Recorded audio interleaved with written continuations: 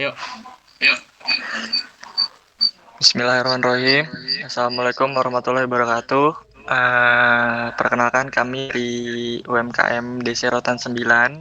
Pada kesempatan kali ini kami akan mempresentasikan UMKM DC Rotan 9 dari mata kuliah Analisis Proses Bisnis. Oke, kemudian kami akan memperkenalkan identitas kelompok kami. Yang pertama adalah saya sendiri, Davina Ganaldo, NIM 19.16098. Kemudian ada anggota kelompok selanjutnya yaitu Muhammad Ikhlas Ramadan dengan NIM 19.16095.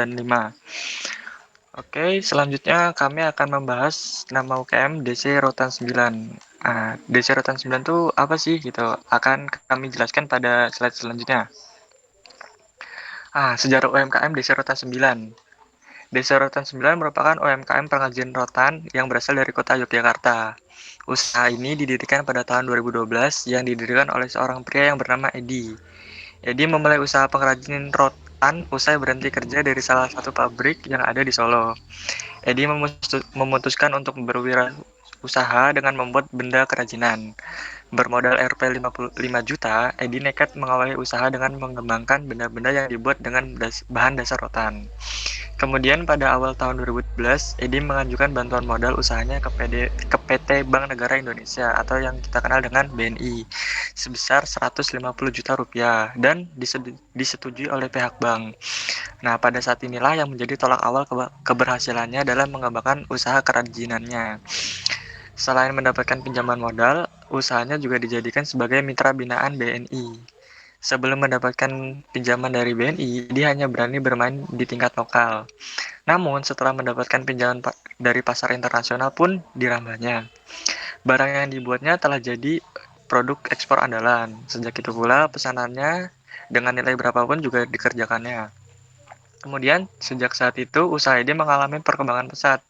Hasil kerajinan rotan milik usahanya menembus pasar Amerika.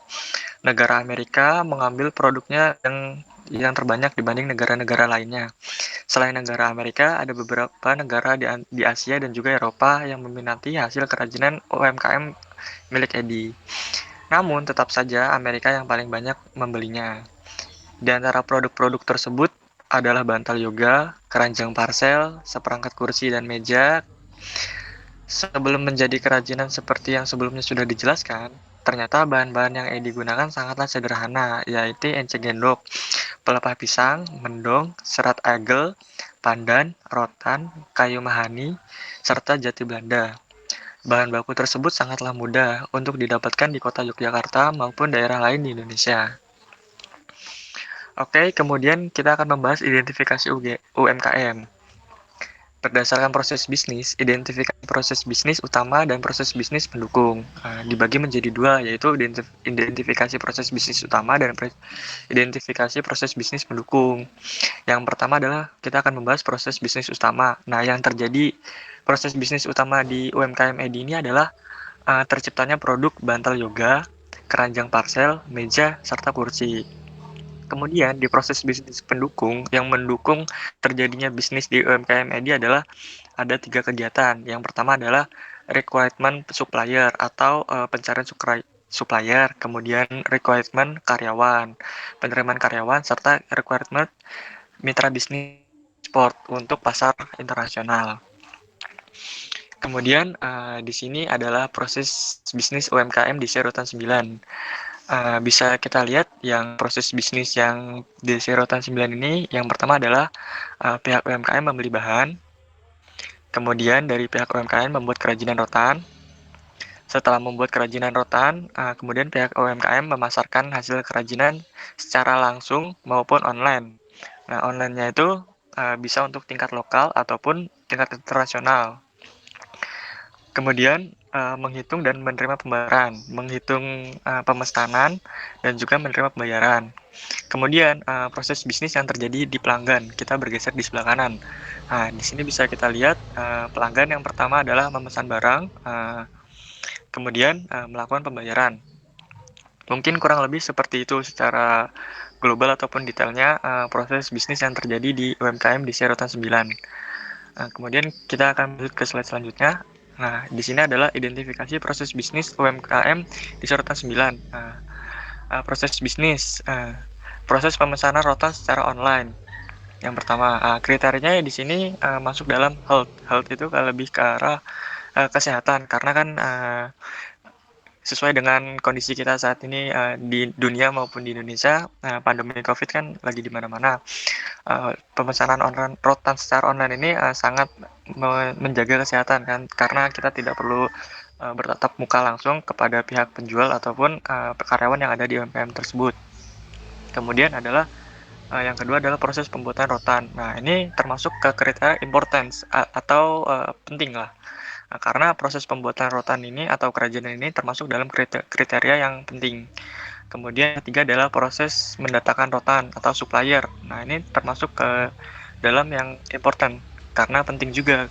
Kalau misalkan rotan yang rotan yang dari supplier itu tidak datang, kemungkinan besar UMKM di Serotan 9 ini tidak akan berproduksi.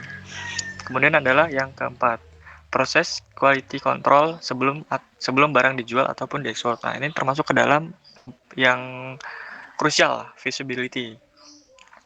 Ya, karena kalau misalkan tidak ada quality control sebelum barang itu dijual ataupun diekspor, pihak UMKM akan mengalami rating yang turun atau bisa juga mengalami pendapatan yang turun, karena kalau tidak ada quality control dalam proses bisnis tersebut, maka bisa saja ada barang-barang yang cacat ikut terjual di pasar. Oke, kita akan berlanjut ke slide selanjutnya.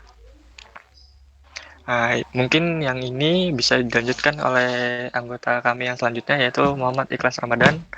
Monggo, dipersilakan. Oke, selanjutnya yaitu proses bisnis UMKM Desa Rotan 9. Yang pertama, supply rotan.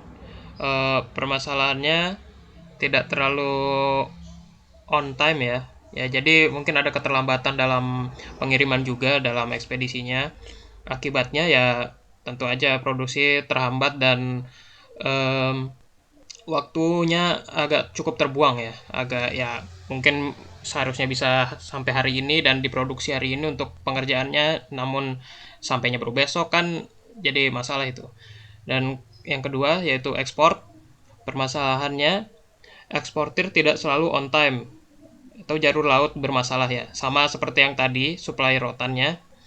Mungkin ya dalam perjalanan ada masalah atau kendala dan akibatnya yaitu pendapatan jadi terlambat.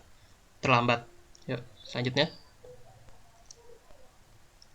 Proses discovery atau proses penemuannya merupakan proses pencarian data dan informasi yang kelompok kami lakukan.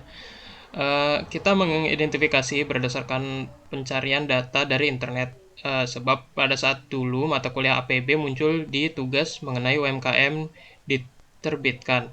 Posisi kelompok kami sudah berada di kampung halaman masing-masing.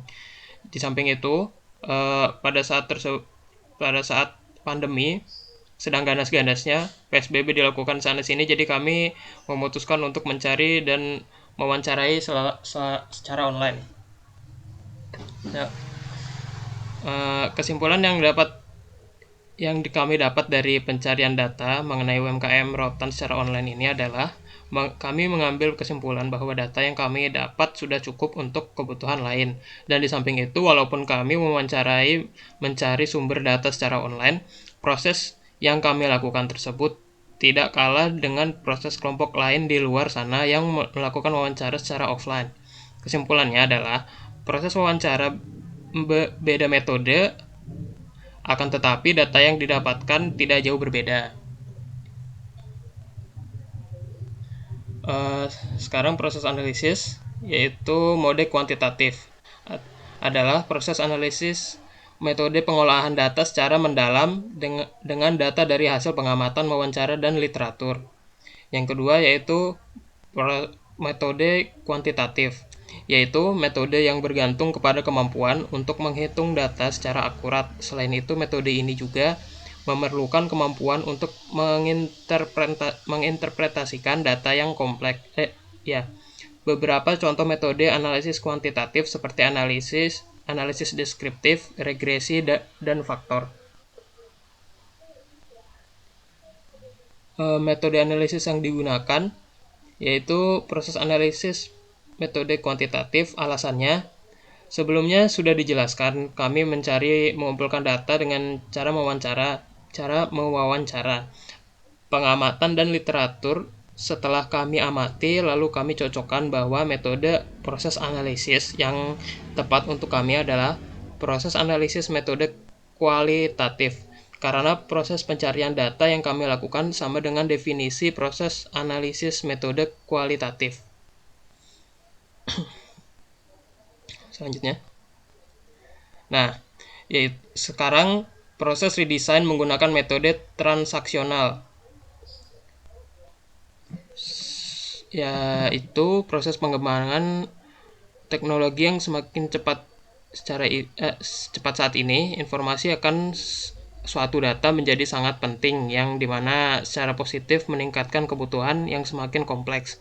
Kekurangan dalam kehidupan manusia, hal ini dapat menjadi kelebihan dan kekurangan, bahkan dapat menjadi peluang dan tantangan, khususnya bagi perkembangan bisnis saat ini, dikarenakan sangat diperlukan sistem informasi yang terintegrasi dalam menangani pengolahan data secara efektif dan efisien, yang diharapkan dapat meningkatkan daya guna dan daya saing dari nilai tambah yang dihasilkan, sehingga hal tersebut dapat dianalisis dan dirancang dengan menggunakan metode bisnis proses manajemen atau BPM.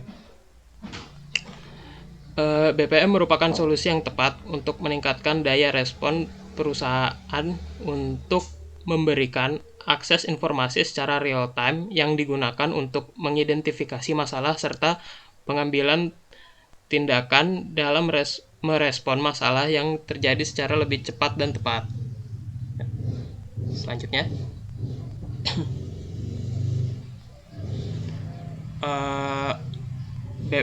BPM dan berbagai kumpulan teknologinya dapat mengubah cara organisasi bisnis dan struktur yang dikelola, sehingga organisasi berfokus pada proses. Menurut Sugiarto Hartono, terdapat 10 fase dalam kerangka yang disebut 7FF Framework yang diterapkan pada semua BPM. Di antaranya adalah organisasi strategi, mengarahkan dan mengatur proses di dalam suatu organisasi agar tercapainya suatu strategi informasi, visi, tujuan, dan bisnis tersebut.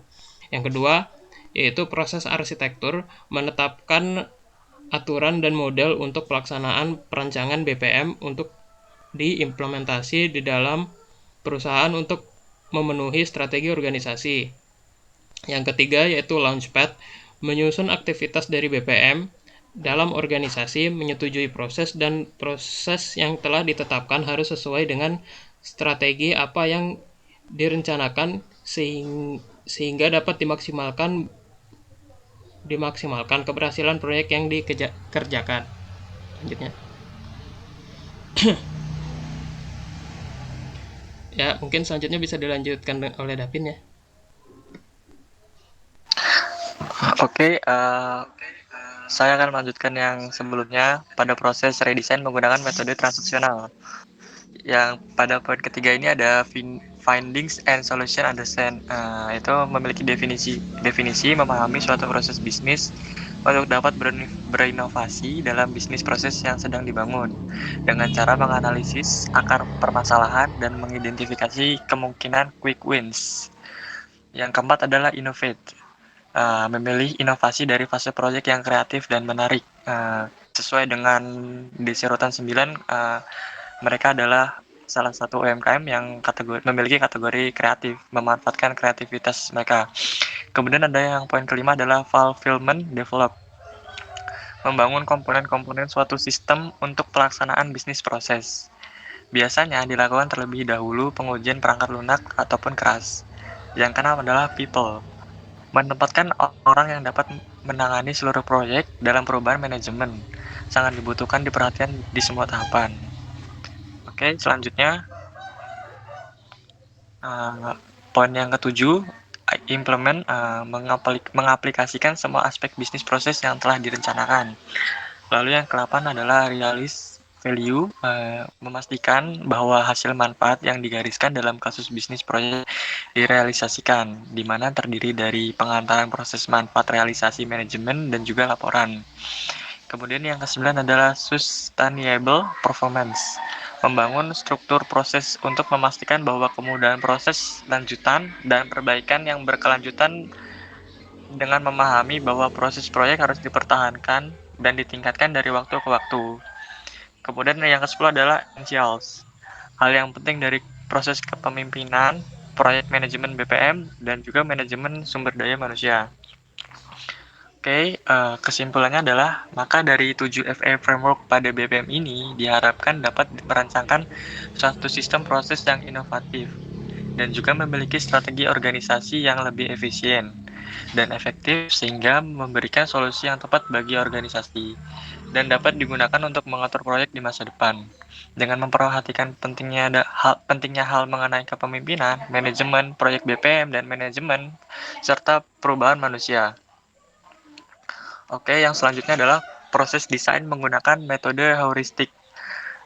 Metode heuristik ini memiliki definisi. Definisinya adalah suatu pendekatan yang menemukan solusi suatu masalah yang berasal dari kata Yunani kuno atau eurisiko, yang berarti menemukan, mencari, atau ya menemukan juga. Pada dasarnya intinya itu mencari ataupun menemukan. Ini tentang menggunakan metode praktis yang tidak harus sempurna. Metode heuristik mempercepat proses solusi yang memuaskan. Metode heuristik memiliki 4 prinsip, diantaranya adalah yang pertama adalah coba memahami masalahnya. Ketika kita menggunakan metode ini, coba kita pahami dulu masalah yang akan kita selesaikan. Kemudian adalah yang kedua adalah membuat rencana. Sebelum memberikan solusi, kita harus membuat rencana ke depannya. Yang ketiga adalah melaksanakan rencana ini atau do. Yang keempat adalah mengevaluasi dan juga menyesuaikan. Oke, selanjutnya adalah proses desain menggunakan metode product based design. Product based design adalah pendekatan radikal atau perbaikan proses. Alih-alih menganalisis proses yang ada, ia mengabaikan proses yang ada. Ini dimulai dengan proses yang bersih dan juga berfokus pada spesifikasi produk atau layanan proses akhir untuk memandu usahanya. Product based design terdiri dari 5 langkah. Di antaranya adalah yang pertama adalah tentukan tujuan. Yang bermaksud adalah mengurangi waktu, biaya, mendapatkan kualitas, fleksibilitas, memperketat kontrol dan dengan pengukuran. Lalu yang kedua adalah analisis. Analisis yang dimaksud adalah menguraikan spesifikasi produk menjadi elemen-elemen data. Jadi data itu dipecah, lalu kita identifikasi aturan bisnis yang terkait. Lalu yang ketiga adalah evaluasi. Lakukan analisis kesenjangan. Jadi permasalahan itu kita cari kesenjangannya, lalu bandingkan pengukuran proses yang ada, dan lalu kita desain ulang, serta bangun kasus bisnis yang lebih kredibel ke depannya. Lalu yang keempat ada implement. Implement yang di sini adalah menetapkan urgensi untuk perubahan, kebutuhan untuk perubahan. Lalu adalah kita harus mengelola resistensi, kemudian melatih staff-staff yang ada, dan juga menerapkan proses yang kemudian didesain ulang. Lalu ya pada poin kelima adalah kontrol. Kontrol yang dimaksud adalah kita harus membuat dashboard. Dashboard itu apa? Dashboard di sini yang dimaksud adalah indikator proses terdepan ataupun tertinggal. Jadi data yang terdepan dan juga tertinggal. Lalu yang kedua, tujuannya adalah untuk pemilik proses untuk mengolah proses yang didesain ulang. Dashboard biasanya terdiri dari laporan tren dan juga kontrol. Oke, slide yang selanjutnya mungkin akan dibahas oleh anggota kami, yaitu Muhammad Ikhlas Ramadan. Monggo. Metode yang digunakan dalam UMKM Rotan 9 untuk studi kasus yang digunakan studi kasus kami menggunakan metode business reengineering karena akan lebih efektif dan efisien tanpa adanya perubahan pada struktur organisasi dan fungsi bisnis proses itu sendiri. Tujuan dari digunakannya proses bisnis ini yaitu bagaimana membuat semua proses yang ada di organisasi atau perusahaan menjadi meningkat. Dan selanjutnya, peranan BPR dalam studi kasus kami memvalidasi informasi dari proses bisnis, menyeleksi bagian fungsi atau proses bisnis yang mana yang membutuhkan analisis lebih lanjut. Yang ketiga, mengidentifikasi alur dokumen yang datang dan ke ketidakefisienan proses bisnis yang sedang berlangsung. Yang keempat yaitu mengidentifikasi fungsi dan proses mana yang mempunyai performa bagus dan dipertahankan keeksistensiannya. Selanjutnya, eh, mengidentifikasi kesempatan yang bagus dan potensial untuk harmonisasi fungsi dan proses antara departemen. Mengidentifikasi kesempatan potensial dan penerapan teknologi service yang akan digunakan pada masa yang akan datang. Dan selanjutnya, menyediakan dasar untuk mengukur dan memeriksa kondisi environment masa sekarang atau mendesain ulang environment di masa yang akan datang. Yuk, selanjutnya. Nah, proses implementasi dalam life cycle melakukan identifikasi proses mana yang bisa diotomatiskan. Ya, di sini saya memberikan dua contoh, yaitu proses bisnis dalam manajemen penjualan. Proses otomatisnya yaitu menggunakan perangkat lunak yang secara otomatis mengambil data dari situs dan database dan mengubahnya menjadi format laporan yang siap digunakan. Keterangannya yaitu agar mempercepat bisnis secara proses penjualan dan meningkatkan efisiensi waktu. Dan yang kedua yaitu pelayanan pelanggan. Proses otomatisnya yaitu teknologi seperti respon suara interaktif IVR, seperti kita menelpon call centernya Telkomsel, seperti itulah. Kalau nomornya nggak dijawab kan biasanya ada itu namanya operator yang ngomong, itu sebenarnya teknologinya sama seperti ini, suara interaktif.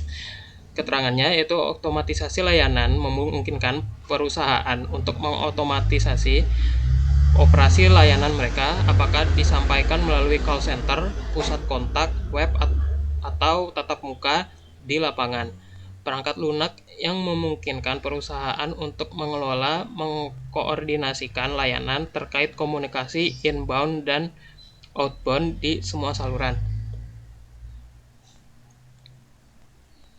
Ya, itu saja dari kelompok kami. Ya, oke.